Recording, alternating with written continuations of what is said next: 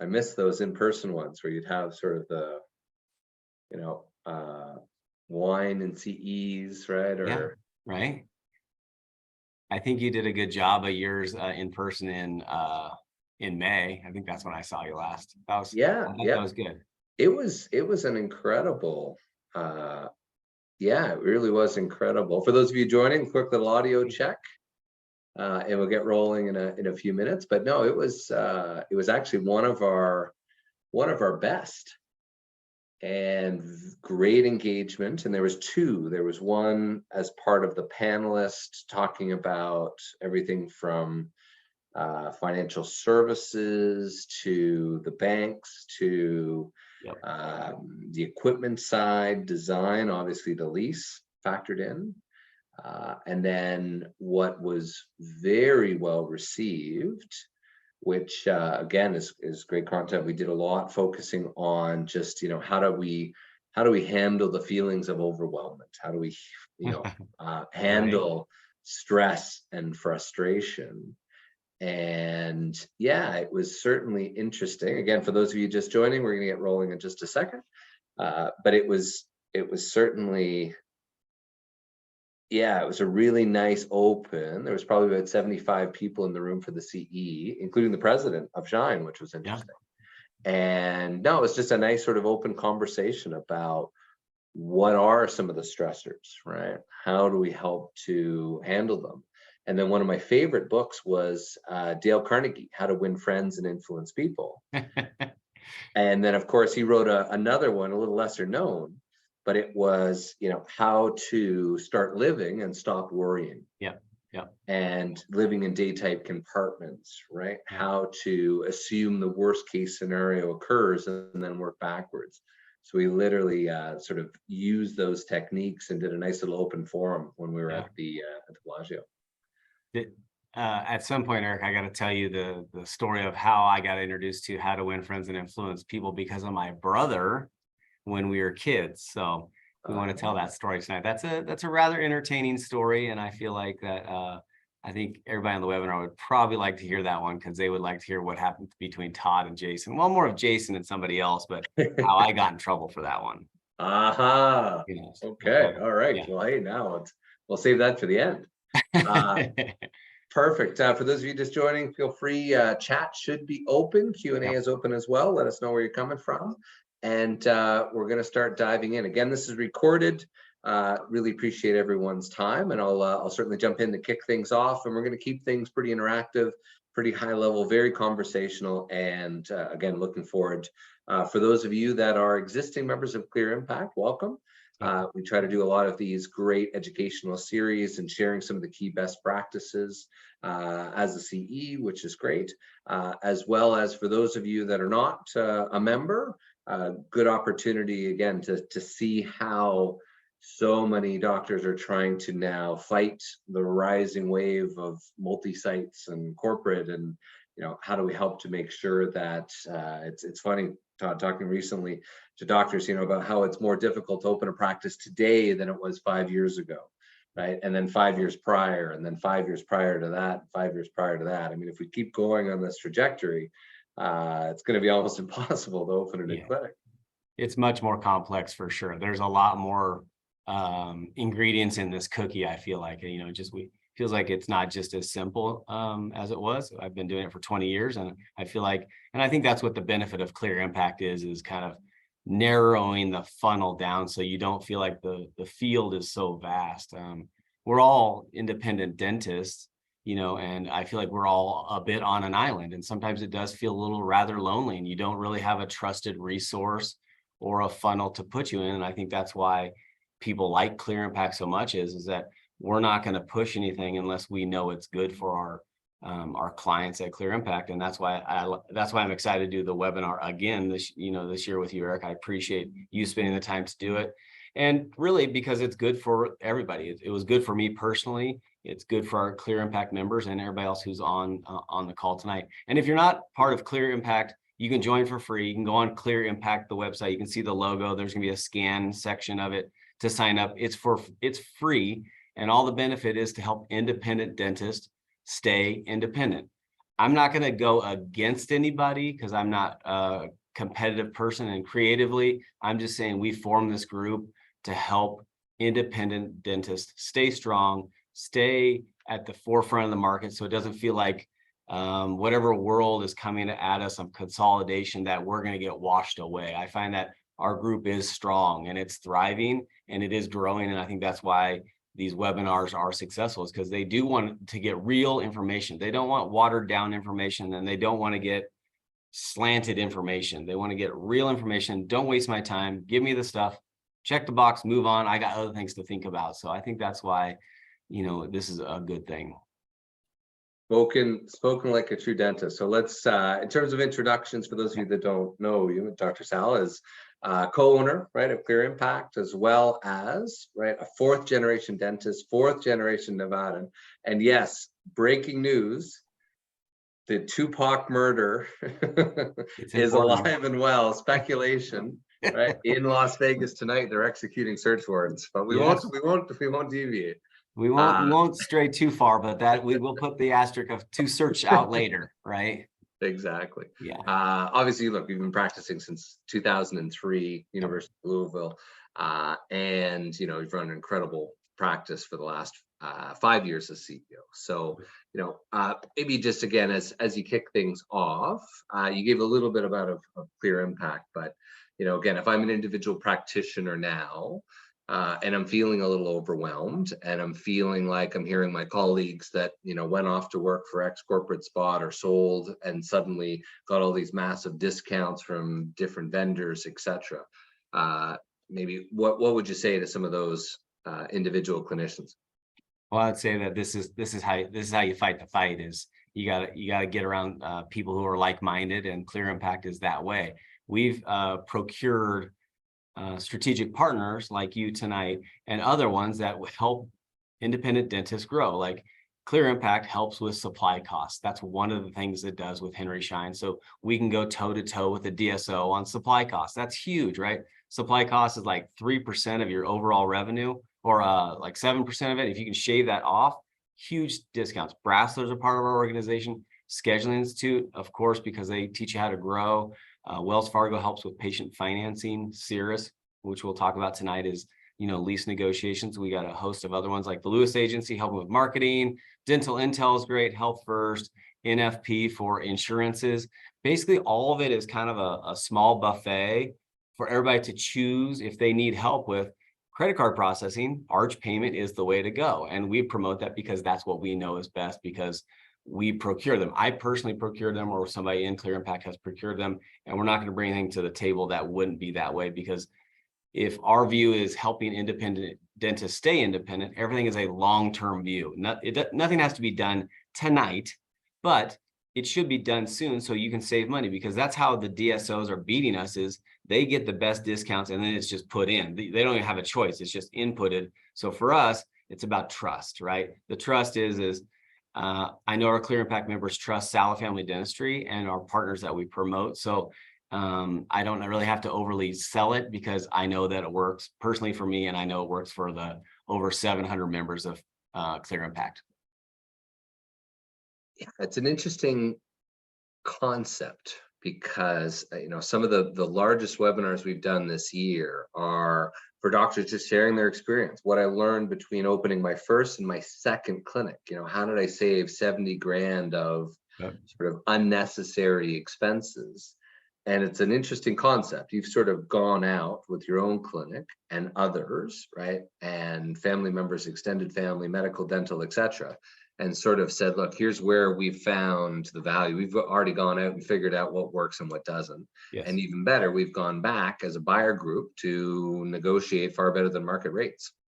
Yep. So we're getting our best foot forward. And like we're going to talk about tonight is a little bit of my personal experience with Sirus, which I do appreciate, Eric. I do appreciate your help with navigating that, because I find that, like a dentist, an independent dentist or provider has to wear 14 different hats to run a business. So you talk about the complexity of just all the certain things. And I felt like when we ran into each other over the last year of seeing each other, it was more of like, I don't know that box, the answer to the box. I could check it or not check it, But then once I realized I didn't know the answer, I knew I had a trusted resource to figure that out, because for me to answer that question is a waste of time, right? You know what I mean? Because you're the professional. I'm not. I'm the professional at running my organization, helping clear impact dentists save time and money on, and not wondering, is this a good deal? Should I search out another person to do this? And we know that, Cirrus Consulting Group is by far the best in the industry, and we appreciate that. And look, the purpose of tonight is just to really help, just give a little extra awareness, right? Yeah. Help share what is working and not working as it pertains to the eventual sale of the practice. Yeah. What's changed in the lending space, and certainly, Todd, us even to your practice, when we looked at, even though you're building owner, right, still the importance of that lease separating the building from the practice. Let that be from a tax and audit perspective, liability perspective, or just simply helping to protect the asset, right? As well as to separate that clearly from the active practice as well. Yeah. So we certainly appreciate everyone's time. Thank you so much for the intro. And again, keeping things introductory. Again, quick poll. You should pop it up now. We're again going to keep things very, very fast moving. A lot of quantifiable data, a lot of local rental rates, a lot of again, red flags, case study examples of things where things go wrong, and certainly more importantly, how do we help to make sure that we're protecting ourselves for the future? So, what does a buyer look like? You might say, hey, Dr. Sala, I'm mid-career. I'm not even thinking about retiring. But the next question is, what does that really mean? Is that 10 years? Is that 5 years? Is that 15 years? And typically the top practice brokers will advise that they are the best time to start the process to prepare for that eventual sale is usually at least 10 years in advance, because that usually aligns with that lease. Let that be a 10-year term and 2 5-year options, to make sure that you've got enough term for yourself without the landlord's demolition clauses or selling or relocation, right? And then usually those 2 5-year options for your future buyer. The banks equally, shockingly, if you're not aware, most of the banks, right, especially as the ones you mentioned, if there's insufficient term on the lease, right, that will be a major red flag when it goes to the underwriter. So when your Wells Fargo representative tries to get that approved, and whoops, there's only 3 years left on the lease, yet you want $1 million or $2 million to buy that practice as the associate looking to buy in, or that your buyer may want to do so. Right now, suddenly you've shifted all of the control to the landlord to be able to say yes or no, right, if they do want to extend it. And if they don't, then suddenly you're now stuck with this short-term lease. Yeah. And the buyer cannot get the loan, right? And suddenly now you're stuck, and more practice deals dies in the 11th hour because of the lease than anything else. Interesting. The lease is the killer at the end. It is. Well, when you think about the mindset or the average sale, right? If you were to put your practice up for sale, what would your process be, Dr. Sala? Maybe just to put you on the spot for a second. If I was to sell it? Yeah. Well, I need a business valuation first. Yeah, correct. Yeah, So I know practice broker. the value of it, and then you put it on some sort of probably website or somebody, or an avenue of somebody who actually knows how to sell practices. Yep.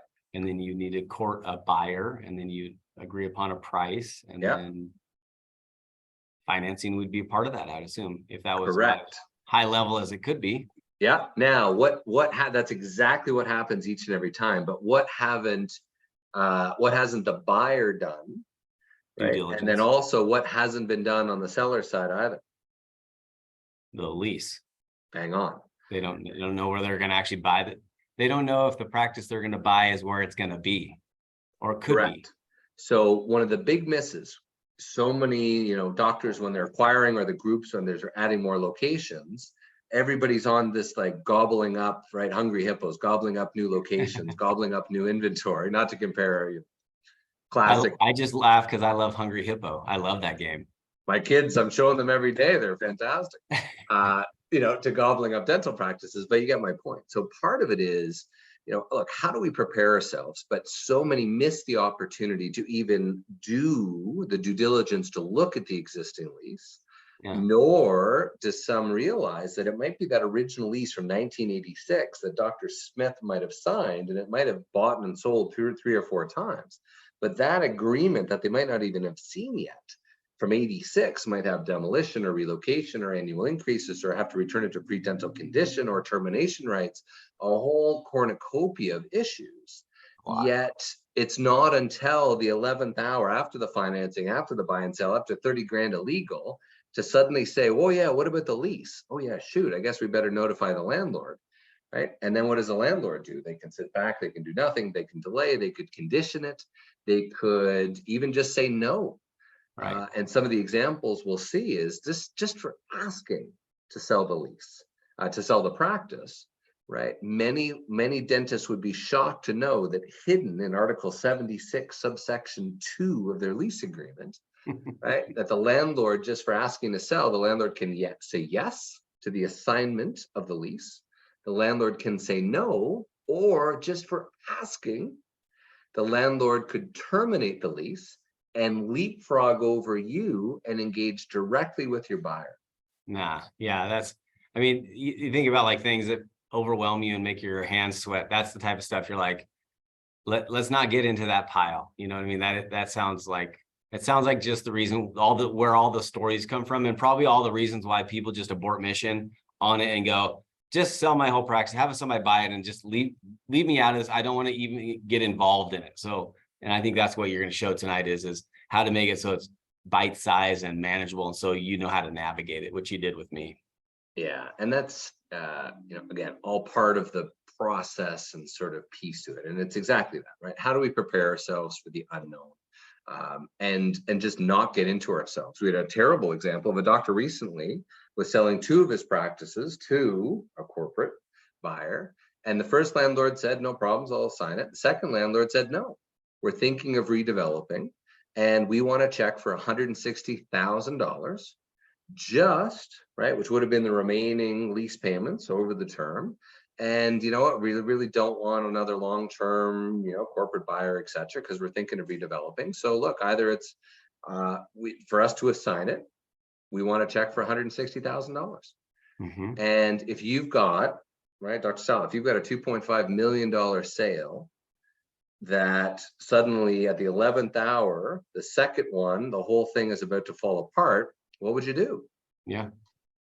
Well, unfortunately, right, you sort of swallow the big pill, take the $160,000 haircut, and just kick yourself to say, why did I get myself down to that situation? So privileged to be here, privileged to be an official member of the Clear Impact family, and we're unique. We are the only healthcare and dental specialized tenant representation and advisory firm of our kind in North America. All we do is negotiate dental office and medical office leases. So we're 29 years in the business. We've done this now over 13,000 times. Wow. So there's hardly anything we haven't seen before. And again, we're the sort of the business that you'd explain to someone outside of medical dental and you think would never exist. But ultimately, Todd, you're the best tenant on the planet. You've got some of the highest build-out costs, easily now in the West Coast, 320, 350, if not 400 per square foot. Right. You've got the lowest default rates at 0.5%, yet on average, the restaurants can be well over 90% default rates, right, over that long-term lease. Wow. You are also COVID-proof, right? You might not agree with me, but you can't work from home. Yeah. So you're a lot more COVID-proof than the accountants or others are. And look, the average clinic is in the same space for 26 years. Yeah. People don't like moving. And it's expensive. Yeah. So, and then more importantly, who comes in after you, right? So many doctors think of that relocation and suddenly worry, well, hang on a second. What if, right, Dental Inc. moves in behind me with a big budget, right? What's my patient attrition if I was to move out or move down the street? So, you mentioned, how do we help the independent clinician compete? Well, first of all, it's data, and information is power. And obviously, look, we're using a lot of machine learning and future predictive models. So our glass ball is just as good as anyone else's. But when we look at the data, now this is some of the licensed commercial real estate data that we utilize. Happy to, again, for any Clear Impact member, shoot us an email to that email at the bottom, because we can do it specifically for your building, demographics, rental rates, vacancies. But right in Nevada, when we look at some of the averages here, pretty wild shift. What we're looking at here on the left in orange is the vacancy rates, right, which have gone between about roughly on 8% on average down to about 6.4. But it looks like, and based on extrapolations of what we can see now, that's the best estimates through this through our software here of what that's going to look like in the future, right? It's rebounding to about where we were previously. But also look at the rental rates, right? While it's continued to increase, the question now is what does that look like over the near term and the next few years? Arizona, biggest heat wave I think in history now. 110 degrees, first time 14 days, 100 and something crazy. I was in Las Vegas last week and it was 117. I was just like, nah, no, it's too much. One of our large enterprise clients has got roughly 20 locations. He's got a place down in Scottsdale, and he said, "Geez, I'm paying $1,500 a month in air conditioning, and I'm not even in it." Yeah. Yes. Yeah. So, market rates obviously continuing to rise. Vacancies are through, which can create a lot of leverage. Georgia, for the members that are on the East Coast, DC. Manhattan, we were just sharing some of the articles recently in the Wall Street Journal. Some have described now that it's, we haven't seen this sort of tenant-friendly market since '94. Others are really talking about, especially in markets like New York, where suddenly there's been a surge of vacancies where all these leases are coming up and they're doing hybrid or they're moving to these brand new types of buildings, and these nice A-class buildings, which were very sought after, the tenants just aren't renewing. So, let alone a lot of the debt and debt service is coming up for renewal, right, in the next, between now and the end of 2025. So there is a whole host of potential shakeup. What does that mean? Again, if I'm a landlord right now and I'm looking at my lease portfolio, having nice long-term dental tenants, right, on long-term leases and being able to shore up that revenue is, if I was a landlord, that's the first thing that I'd be doing, not just these 5-year renewals, but, hey, what can I do to help lock in these great long-term tenancies so I can go back to the bank and say, hey, look, here's what our financial projections looks like, right? And make sure that I don't lose my building. Yeah. So at a high level, right, when we ask ourselves what the lease is, it really is the largest check that you will spend any individual entity in your personal or professional career.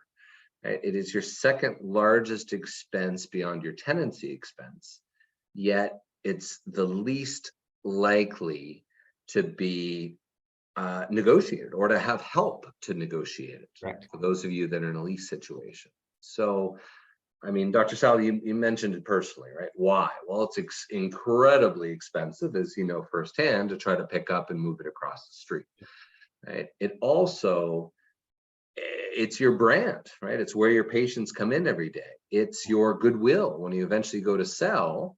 Ultimately, it's the cash flow that your buyer is looking to purchase, right? What's the likelihood that those patients come in next year, right, and are able to make sure that you can pay your loan and costs back? And I think for me on that, Eric, when you're going through this, I was thinking of like peace of mind is on my list of things, right? Of all the things, like, a will, right? That's on the list. It's not overly urgent, but it's highly important. And then you look at this and you kind of go, yeah, this isn't overly urgent per se, but it is highly important. And I go, but and when I found out that, of course, that we thought we had Sala Family Dentistries kind of buttoned up, and it was not buttoned up. I think it was cut and paste from some 2008 website that we just thought was going to be good enough because we own the building and we own the practice, and that should be fine.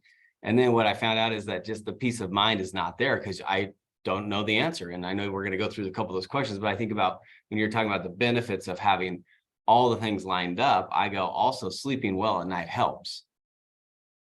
It's helpful. And it wasn't until I bought a majority share of Cirrus before and had 2 kids, or my first kid at the time before the second, that I did go through the wills and estate planning myself, right? So, Yep. but the same type of perspective, right? And I appreciate your openness there, because yeah, our initial conversation, it was the first couple of pieces to say, again, what are those long-term plans, right? How are we delineating expenses between the 2 entities, right? What if, heaven forbid, something were to happen, right, to you or your ability to practice dentistry? And then also, right, what's the likelihood upon your eventual transition that you'd want to keep the building as a passive form of income, right, for the kids and the estate and the family, right, and just sell the practice on its own, right? And that was a good piece. If especially as you look to a lot of these large dental DSOs or otherwise, they're not typically interested in the real estate, right? And why? Maybe throwing that out there, right? For those of you in the Q&A or the chat, why do you think that is? Why do you think That's these, a good question, right, large DSOs are out there where they want to gobble up the practice, but even if you own both and you want to bundle it together, why do they typically say, no, we just want the practice? Feel free to throw that in the chats and Q&A. Dr. Sala, any guesses on that front? I do have a few guesses. Yeah. Okay. I would guess that it's not, I don't think they're going to be in that game that long. So I think that they're in the practice game. They're not in the real estate game. So I think that if they're in a 5-year game, they're probably not overly interested in a long-term piece of the real estate. That's one of them. Yeah, that's a great one. The second to think of is, the mindset. You're right. It's many look at it as it's the arbitrage game, which means that the value, the multiples of EBITDA are worth that much more if you go from 2 locations to 5 to 10 to 20 to 200, right? Creates more value. So, if you're the buyer, right, and you can and you've got $1 from the bank, right, and you can either buy 2 practices with it, right, or 1 practice in a building, which would you do? Right? And anybody can go out and buy commercial real estate and go through a Tony Robbins course and get all excited and buy the piece of real estate. But right, Dr. Sala, you're part of the exclusive club that can go out, open a business, right, specific to your industry as dental, and be able to have 20-30% margin and be an incredible valuable entity versus, right, commercial real estate, which rises, falls, and is a lot more variable.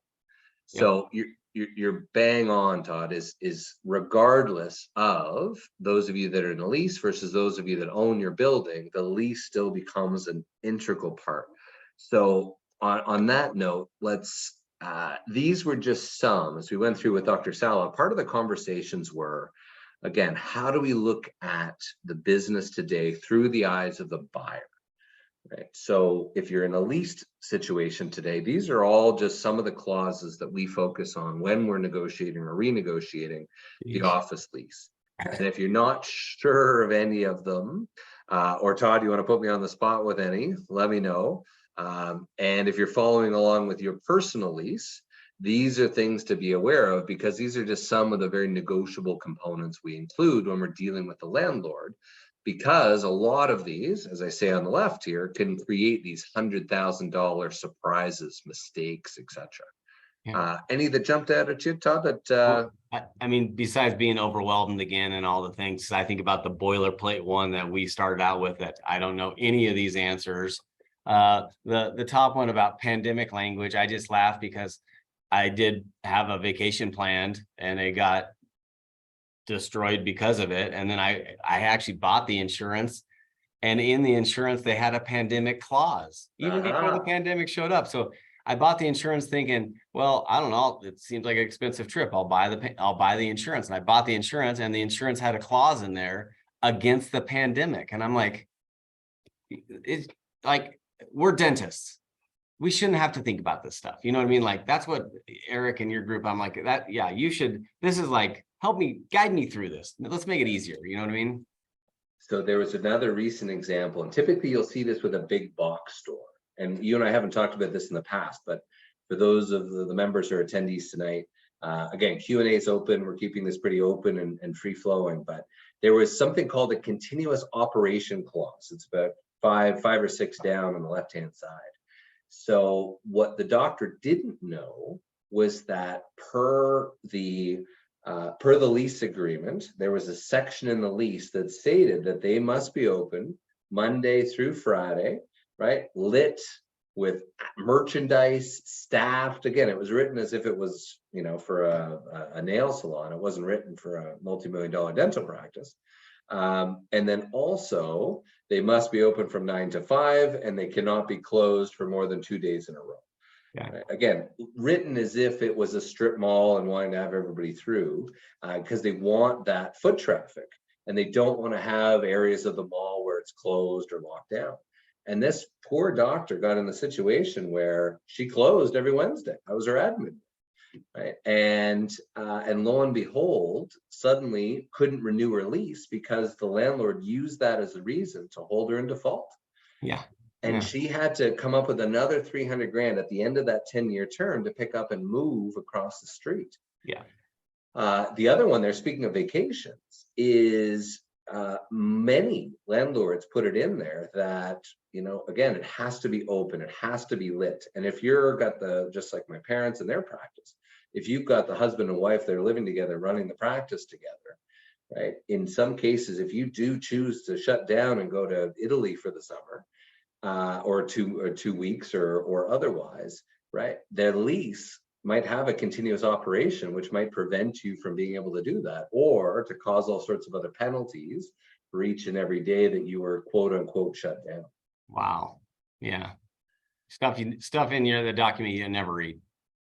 Yeah, and that's sort of the purpose is, look, if you haven't had a look at it, these are some key things that you should be looking at, or we can help you with. The first is for those of you that lease. So for those of you, again, I think we had about half and half from the first survey results. And I know a number of you just recently joined, but ask yourself the question. Number one, do you know when your lease expires? The first and most important thing you can do is to put in the date of your lease expiry. Number one. Number two is, when is your option to renew deadline? And that is one of the most likely dates that the doctor misses. In essence, it's in there so that typically 6 to 12 months prior to your lease expiry, you must give notice to the landlord to say if you want to stay or not. But do you think the landlord's going to proactively remind you of this date? No. Why? Because they've just got all the leverage back. Those remaining 2 5-year options have just become null and void. Yeah. So it is certainly something that you want to track, because look, the landlord wants to know, hey, if you're staying, Todd, please let me know, or else I need to market it so I'm not just stuck between a rock and a hard place. That's the intent.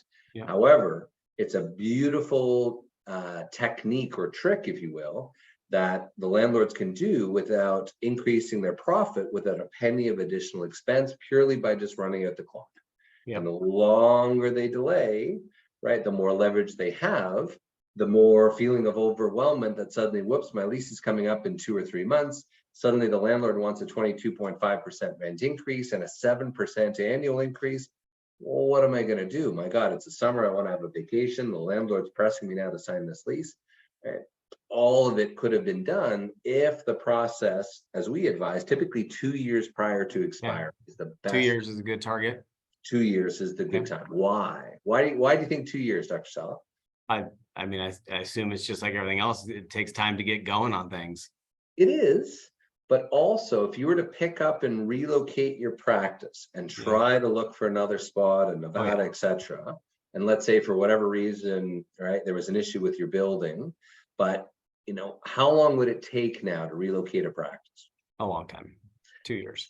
Yeah, typically it's about 18 months, but zoning, if it's a new build out, I mean, you experience it firsthand, it can easily get to the 2-year point. Yeah. So by starting 2 years prior, you're basically knocking the landlord off their game. The landlord's planning on not dealing with this until 2 or 3 months prior to expiry.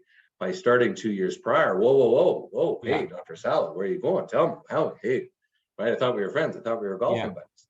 Right. So what it does is it gives you a lot more leverage.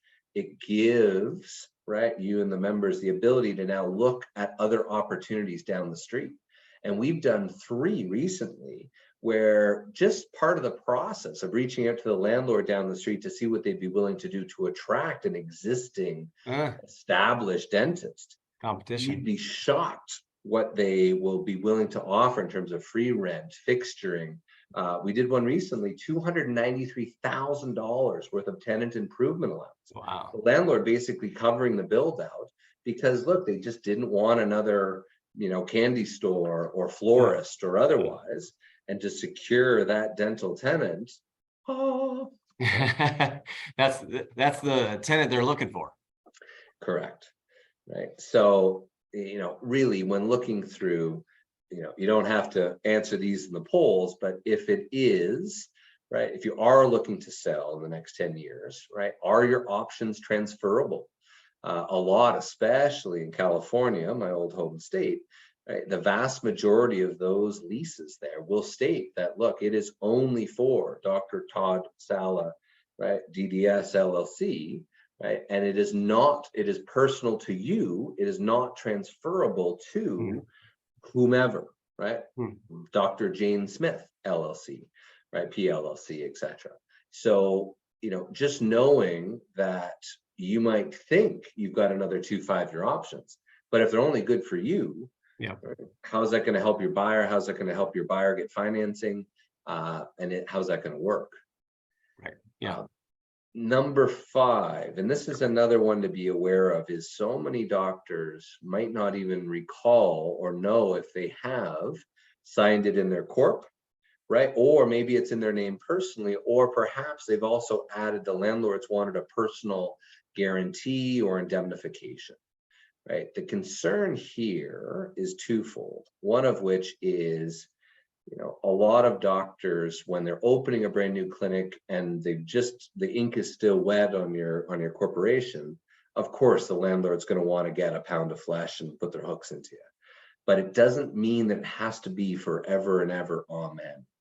Right? Typically, there are lots of ways that we could limit that personal guarantee, or at least, right, over 83% of leases that even after you sell your clinic, most of your members and doctors would be shocked to know that most of the time you will still remain as personally and continually liable even after you've sold the clinic, meaning that you're enjoying retirement, right? Still on the hook. Todd, you're off skiing, etc. And there was a doctor in our CE course in Michigan that stood up in the end and said, look, this exact thing happened to me. I retired to Florida, right? I got a phone call 3 years after I sold the clinic. And it was my landlord. Oh yeah, hey, how's it going? Right. Well, unfortunately, the doctor he sold to was 3 months behind in rent. And the doctor said, okay, well, how's that my problem? Well, unfortunately, doctor, per right Article 76, subsection 2 of your lease, you're still continually liable. And oh, by the way, it's not just the 3 months, it's the remaining 6.5 years on the lease. The license had lapsed, right? He was enjoying retirement and he had to reopen, right? He had to get his office manager. He had to try to get the band back together. He had to try to find an associate. It's all the sort of things that it's first of all, there's some levels of embarrassment and frustration. But it's just, again, why we're doing these types of things and why we exist as a business is just to scream from the rooftops to say, just be aware of what's there, realize that the landlord is the world's oldest profession, the lord of the land, and over the last millennia they found lots of ways to make these leases exclusively in the landlord's favor. And all we're really talking about tonight is how do we just level the playing field? Level the playing field, make it easy, right? So trust that the the value is going to be there, which it is, and then make it so you can check the box and go back to sleep and not have to, because you think about those, like the fear of those things, like you think about selling, moving, and then having to go back and reopening. I mean, every doctor on here right now is like, oh no, like they just like, please no. And I think that's, like when we talk about mine, I'm like, yeah, it's like, just make it easy for me. Let's. God bless you guys. And my dad is a physician, I saw it firsthand, right? You're on call, right? You get a phone call in the middle of the night and a patient's having an allergic reaction. And suddenly now, right, that's the clinical care of how you're wired. You're not thinking about how the landlord is going to, find a way to to make life difficult for you. So, part of that is, you're right. How do we help to look at what can we focus on to be the best return on your time, which is chairside, right? And providing the great clinical care. And then, hey, how do I help to make sure that it's just, again, you're right, bang on, peace of mind. So these were some of the questions, for those of you that are wondering, these magical questions that Todd and I did on the floor of the Bellagio a few years ago. But it was just sort of, again, how is it structured today, right? Between the building and the practice. Are you paying yourself rent? And, depending on your accountant and some of the guidance, some of you may be, some of you may not. Some of you just may be sort of figuring out at the end of the year if there's money left over, right? Or some of you just might be paying whatever the mortgage is, right? The challenge there is, right, as you're talking to your accountants, if suddenly now you've overinflated or underinflated your rent to the detriment of Uncle Sam, major red flags, right? Yep. And there's no shortage of auditors, et cetera, that look at going from one pocket to the other.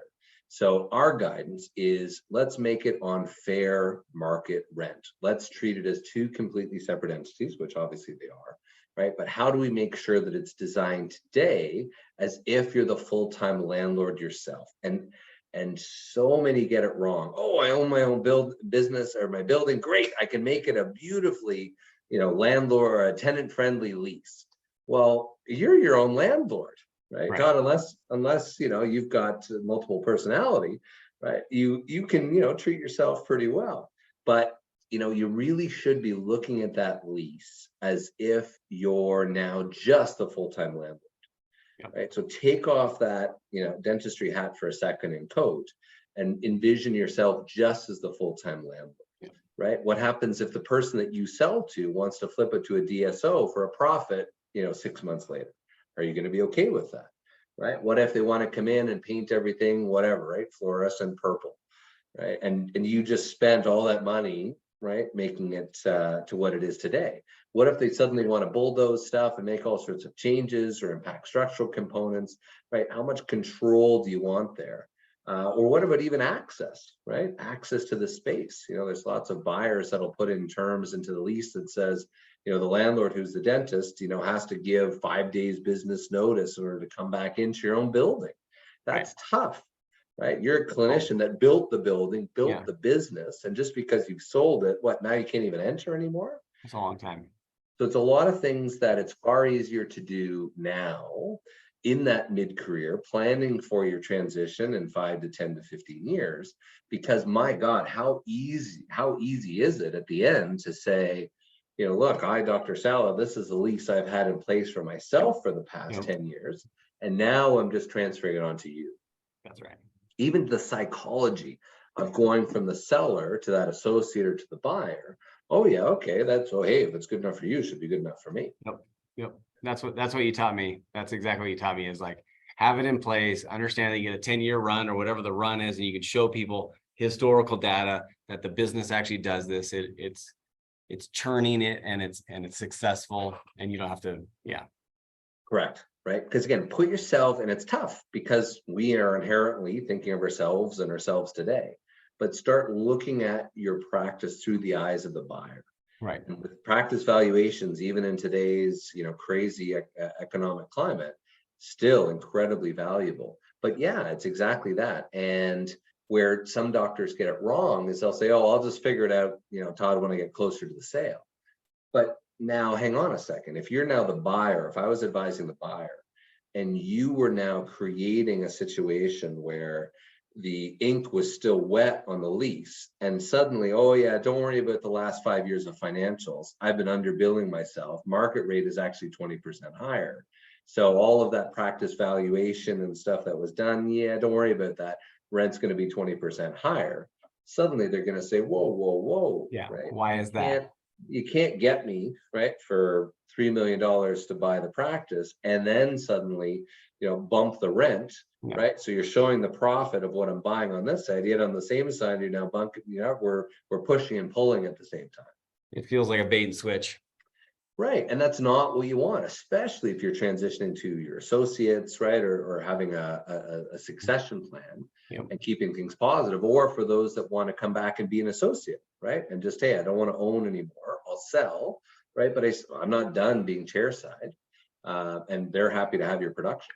Yep. So again, just things to consider, right? As we look forward or thinking about the assignment. If you have your lease in front of you, let it be the one you downloaded from the internet to get your loan approved when you have built the building or bought the building. It's the assignment, right? What does that look like? Eric, would you say with like today's current climate, like you were saying, the next 2 years, a lot of leases going to get renewed or reevaluated? Is now a good time to go back in and have the leases looked at so they could, to see if it's a better time to get a better lease arrangement? Absolutely. Yeah. Right? So really about 151 doctors a day are signing their lease renewal without either looking at the data, without any real negotiation.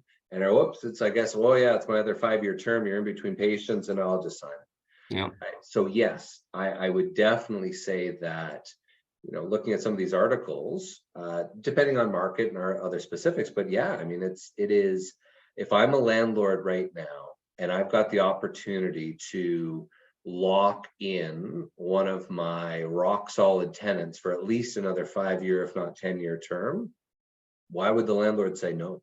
Yeah. Right? To at least seeing what those proposals look like. They can still drag their heels, but yes, by having the lease looked at, so at least you know what's in there, peace of mind. And number two is to have that, sort of strategic plan moving forward. Yeah. So does that answer your question? Yeah, that's what I was just thinking. I'm like, for the people on, like, they might not be in the 2-year window or whatever, but there might be at least something to look at to be like, well, if market conditions in my area dictated, then it might be a good time to at least start the conversation. Yeah, correct. I mean, there's talking realistically, there's still, for the first of all, always great, and we're happy to do it for any Clear Impact member or potential future member. We're happy to do a complimentary review, and there'll be a section for it at the end. But more importantly, it's good. It's good to know, right? And then also the flip side is, then how do you prepare for it, right? Once we know. And you're right, you might be 1 year into a 10-year term, and of course, the landlord's not going to renegotiate because they've already booked that revenue.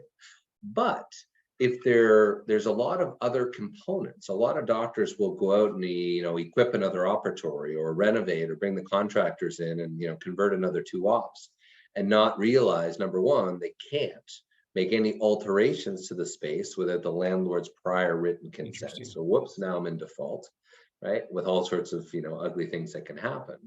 The flip side of that is they don't realize there's some good leverage. Right. So many doctors make the mistake, unfortunately, of making the big investment, right? Equipping the extra operatories, renovating the front, the front reception area, etc., going through the sterilization area. And suddenly then in a year later, then they go to the landlord and want to renegotiate the lease. Yeah. The landlord says, beautiful new, what was that, $200,000 to do all those renovations? Right. Yeah, and they're all proud of it. Yeah. Oh yeah, beautiful. ADEC. Oh yeah, is that attached to my wall? Is that affixed to my premises? Oh, beautiful. Yeah. Right. So this is the mindset of the landlord, right? There's no college of landlords, right? They are for profit, and it's not a bad thing, but that's how it's wired. So you're right? The ability then to try to renegotiate when the landlord knows you're not going anywhere, right? You've just taken away so much leverage. So I would Yeah. say that again, Yeah. if you are 5 years into a 10-year term, or you're contemplating expanding, if you're at $250,000 of revenue per chair, and you're contemplating expanding into the adjacent suite, well, don't just negotiate that next door unit. Do a blend and extend, so you're not expiring, right? And you're always off kilter between when one suite expires versus the other. Because again, if you're the landlord, great, I can increase it to whatever you want. You're not going anywhere. Far better to negotiate a clean new 10-year term, 2 Okay. 5-year options. I haven't on heard the that expansion. before.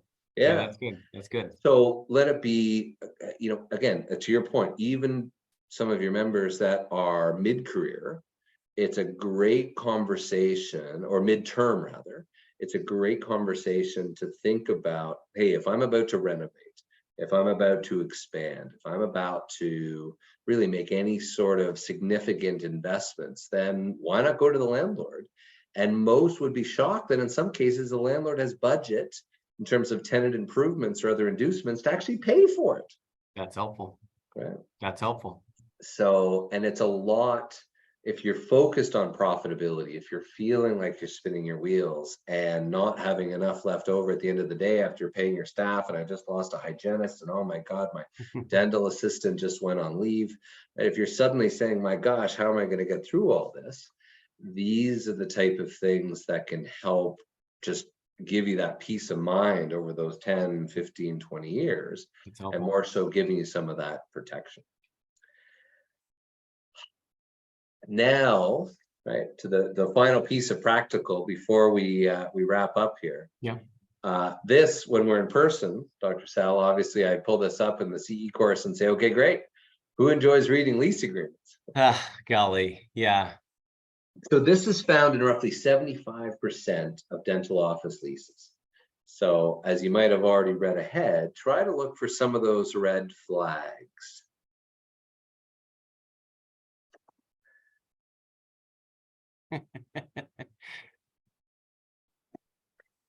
Yeah, I mean. So let me make it a little easier. Yeah. Okay. The first one here to be aware of, and this is almost in 100% of leases, right? You cannot sell your practice without it's usually a condition of sale, right? Buyer getting financing, the successful assignment of the lease, right? Because Dr. Sala, how much is your practice worth without the keys, right? Yeah. So you must, right? The landlord typically must give you the written consent in order for you to facilitate the sale, which again puts too much power into that landlord's hand. And you might think, Todd, my landlord's great, right? But what happens if they sell? Yeah. Right? What happens if it goes from the father to the son, and then through the estate, and suddenly they liquidate? That's number one. Number two is, again, as I mentioned before, this section, right? The landlord could have 3 choices just for asking to sell.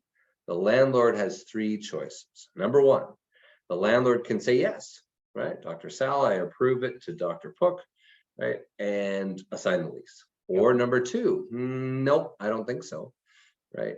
No, right? The request to assign the lease is declined. Or number 3, to terminate the lease, and terminate the lease on the effective date of whatever date you're about to close on the sale of your practice. Mm-hmm. And of course, right, how much more? Why would the landlord do that? That's ridiculous, Todd. This is unbelievable, etc. Right? Why would the landlord do it? Well, one of the attendees of one of the 2 courses that you sat in on in Vegas recently at Caesars, the one of them in Northern California said, look, I just went through I'm in the process of buying a clinic today, right? We haven't closed yet. I went to the landlord to say, hey, here we are. I'm the husband, my wife's running the clinic, etc. And, we'd like to be here for the long term, but we'd like to talk about the lease. The landlord went to him, and he stood up and said this in front of the whole class. The landlord went to him and said, well, why would you buy the clinic? Just come to me, right? I'll give you a lease directly. I'll charge you a little bit more, but you can have the whole lease. Yeah, come to me. I'm the landlord, right? Why would you pay the seller anything? Oh, gosh. Yeah. Those are loose variables that are just so uncomfortable. Yeah, to which he then said, well, hang on a a second, do I really want to get into this practice in the first Yes. place if this is Yep. what they're doing to the outgoing dentist? Right. Right. But again, if you're in the mindset of the landlord, beautiful. I can go get an extra 10 or 20% in rent, right? Because now I've got a fully built out clinic. Right? Yeah. And now what's your practice worth? Well, what are those depreciated chairs worth? Right. And what's the goodwill? Yeah. Right? Now you're selling your charts for pennies on the dollar. Yeah. Ugh, it So makes me these are the uncomfortable. things that we don't want to think about. These Yeah. are the things that we don't want to get surprised with. And look, you've worked too hard to have these types of clauses where even here in red, the landlord just, again, just for allowing you to transfer the lease, they can bump it up to either 15% greater or market rent, whichever is greater. We're in the wrong business, Dr. Sala. Yeah. Well, I don't know. I mean, I think about, like you said, is like, you think about if you would actually buy that practice, right? Because if the landlord's doing this to the first guy, he's clearly going to do it to you. And, those are the things where you think about, you're just trying to be a dentist, try to do your thing, make some money, take care of people. And these variables are just like, ugh, nasty. Yeah, nasty.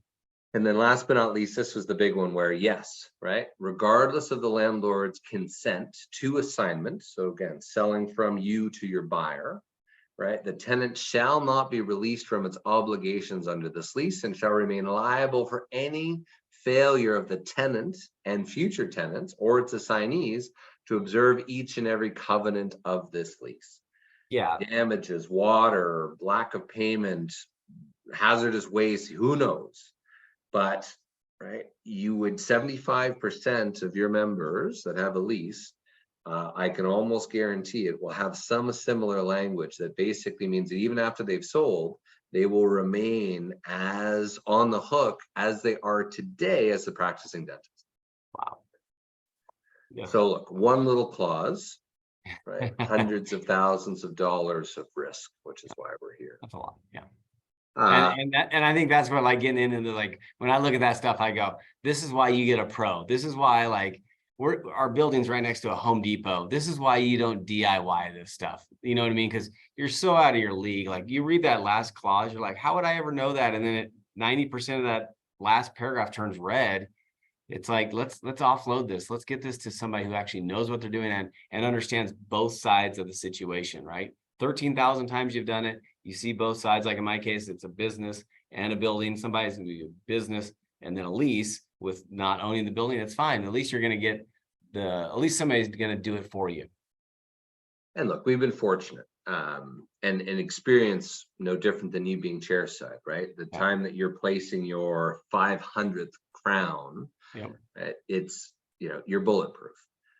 We've been fortunate that, throughout all of North America, when something hits the wall, or the proverbial it hits the wall, then typically, right, we're the company that gets the phone call to say, oh my God, I couldn't believe this happened to me. Yeah. So from that, right, over the 29 years, we built this incredible sort of wall of understanding and protection. While we think we've seen everything, we still see the odd craziness, but it does help. So if we've been able to plug those holes over the years so that when these crazy things occur, let's now, no different than Clear Impact, let's help take, right, the hive mind, right, and use that to benefit the entire collective, if you will. Yeah.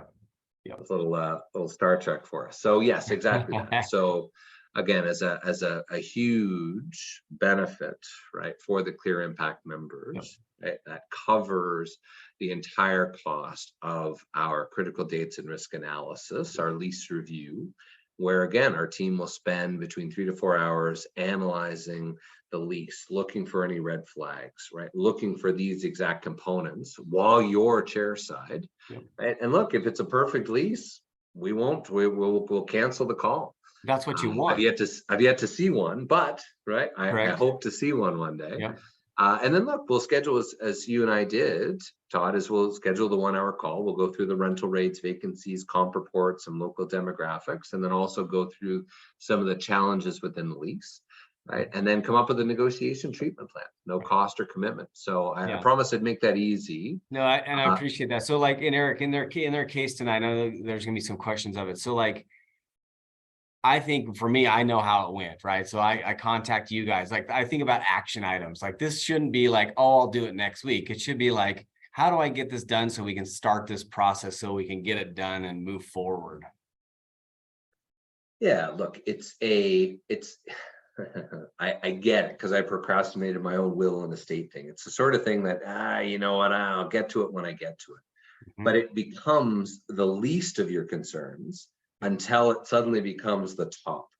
And one of the big pieces from the course was the emergency exit.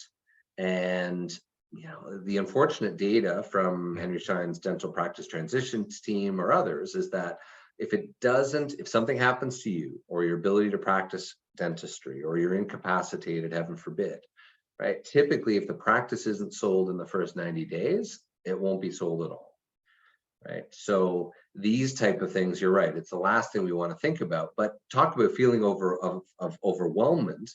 Well, part of it is just because I don't have the facts, I don't have the data. I don't know, Dr. Sal, if I should stay. I don't know if I should expand into the adjacent suite. I don't know if I should look down the street. And I don't have time to do all of the 30, 40 hours dealing with landlords 9 to 5. Yep. Right. So that's sort of exactly where we fit in. How do we help to find out what the best deal is for the landlord to keep you? What are they willing to do to keep you? Number one. Number two is, hey, what are they willing to do for you to potentially, we just moved a dry cleaner recently, saved the doctor a couple $100,000. They just, busted it a hole. We moved the dry cleaner around to the other side, cost the doctor about 30,000. But saved a couple $100,000 because they got to keep the initial 6 operatories and they just moved into that adjacent suite. That's great. Right. So it's a neat, creative way of looking at it. Yeah. And then lastly, hey, I keep driving past that same beautiful strip mall and I keep seeing that same for lease. I wonder what they'd be willing to do, right, to have a beautiful, right, net new dental practice come in and to, potentially move down the street. Yeah. So I agree. Look, it's reading a lease or otherwise isn't everyone's best day. It's probably the equivalent of me wanting to read a book on advanced endodontic procedures. Right? I get a it. little snoozer. Correct. Yeah. Right. I get it. But right, have us do it for you. And you're right. Don't procrastinate. Just use this as a little nudge. You've given us an hour and appreciation of your time. We're able to do it. And again, even if we don't get it done in July, we're happy to schedule something towards the into August. But again, you're right. To get that done is key. For those of you with a lease, looks like roughly 22% of you have a lease today. Roughly 3/4 own. So again, even if you own, no different than Dr. Sala's perspective. Have us look at whatever you've got in place today. Anything else you'd add to any of the members that own their building? I think if you do own, I think the exit strategy is what you shone the light on. Is that, yeah, well, you might not know your current exit strategy. Like we don't, we kind of feel like we're in the middle of our wheelhouse, but if you feel like there is something coming up on you, you said it is great to show that you can do this for 10 years because then you can renew it and the new people will actually see that it can be done. So that was the urgency for us. Got it. Great point. Another key one too, for those of you that selected, looks like roughly 22% are in a month-to-month lease. So that creates a lot of risk. So if you've got a third-party landlord, if you don't own the building and you're in a month-to-month situation, big risk, because you might think, it's flexible, it's great, I can walk away, but you've got to look at it from the eyes of the buyer. And if that landlord puts a brown envelope on your door tomorrow as you walk into your clinic and it says 30 days and you're out. Yeah. Wow. Right. Yeah. What do you do? Who do you call? What's the process? And same thing that could happen to that buyer. You go to sell, right? Suddenly then the buyer goes to the landlord, and what's stopping the landlord from terminating the lease in 30 days notice and dealing directly with the buyer? Yeah. So, and for those of you, roughly 50% of you that don't have a lease in place, anything else to add for those members, Dr. Sala, those that do own their building versus the practice, but haven't yet put anything into place, let alone even the basics? I mean, it's one of those, it's like I have a 17-year-old son at home. It's hard to tell people what to do, But the most likely, the thing is you have to get it done, right? So it's just like move forward, get a lease, get going on checking that box. So I think the peace of mind is what we talk about, right? It's like, that's why Clear Impact's formed. This is why we do the webinars, right? It's like, refer a friend into Clear Impact. If you're getting benefit from this, you're getting a free webinar, a free CAE, refer somebody into Clear Impact. That's an action item. The second one is call up Sirus, email you guys and get the free consultation and see what the deficiencies are and move on. It's not, this is where I do is because it's not a no-brainer. I don't have to sell it. It works great. I loved it. I appreciate you taking care of us, Eric. I do. It was nice. Happy to help. And these look, it's the best part of my day is having these types of conversations. You know, having grown up in the home, even before I was born, mid 70s, right? My dad opened his first practice, young, luckily had some good advice, protected the whole clinic from being a redevelopment and having to go through the whole process, and actually worked out. So he was able to buy, with my godfather, the dentist on the other end of the hallway, had the opportunity to buy the medical building. So that's awesome. I've come by it honestly, and I was taught early on that the secret to life is to be able to help people. So happy to have these sort of business conversations, and looks like a number of you have circled through. We're certainly happy to assist, and we'll certainly follow up with you on the lease reviews, and looking forward to helping.